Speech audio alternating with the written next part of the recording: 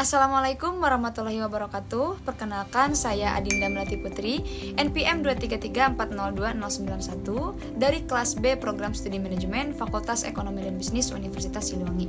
Nah, di sini saya akan menjelaskan dan juga menjawab beberapa pertanyaan dari kasus A, yaitu mengenai Health and Safety Environment, yang akan disambungkan dengan kasus kebakaran kilang minyak di PT Pertamina dalam 4 tahun terakhir.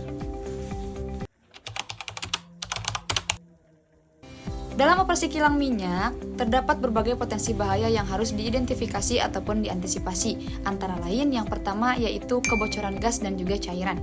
Nah, kebocoran pada pipa, tangki, ataupun sambungan dapat menyebabkan akumulasi gas yang mudah terbakar, sehingga ini dapat meningkatkan risiko kebakaran dan juga ledakan. Yang kedua yaitu tumpahan minyak.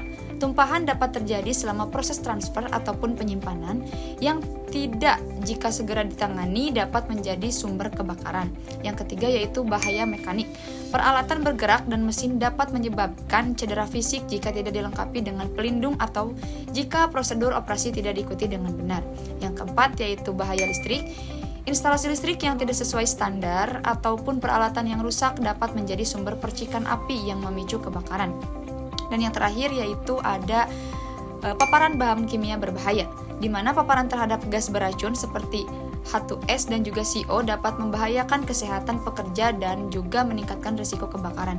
Nah, hal-hal tersebut ini saya temukan dari beberapa sumber, yaitu diantaranya ada dari Petro Training Asia, Repositi Universitas Sriwijaya, dan juga ada dari Sinergi Solusi Group.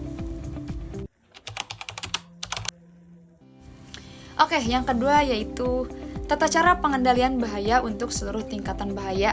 Pengendalian bahaya dilakukan melalui pendekatan hierarki pengendalian risiko, yaitu yang pertama ada eliminasi. Nah, menghapuskan sumber bahaya misalnya dengan mengganti bahan bakar yang lebih aman. Yang kedua yaitu substitusi, di mana ini tuh mengganti bahan baku ataupun proses berbahaya dengan yang kurang berbahaya. Yang ketiga yaitu ada pengendalian teknik, di mana ini tuh menggunakan peralatan ataupun sistem yang dirancang untuk mengurangi paparan bahaya, seperti sistem deteksi kebocoran gas dan juga sistem pemadam ataupun kebakaran otomatis. Yang ketiga yaitu ada pengendalian administratif. Nah, ini tuh menerapkan prosedur kerja yang aman, pelatihan keselamatan, dan juga jadwal kerja yang sesuai untuk mengurangi resiko. Dan yang keempat yaitu ada alat pelindung diri ataupun APD. Nah, ini tuh menyediakan dan juga mewajibkan penggunaan APD seperti helm, sarung tangan, dan juga masker untuk melindungi pekerja dari bahaya yang tidak dapat dihilangkan. Oke, yang ketiga yaitu ada standar operasional HSE yang wajib diterapkan pada industri migas.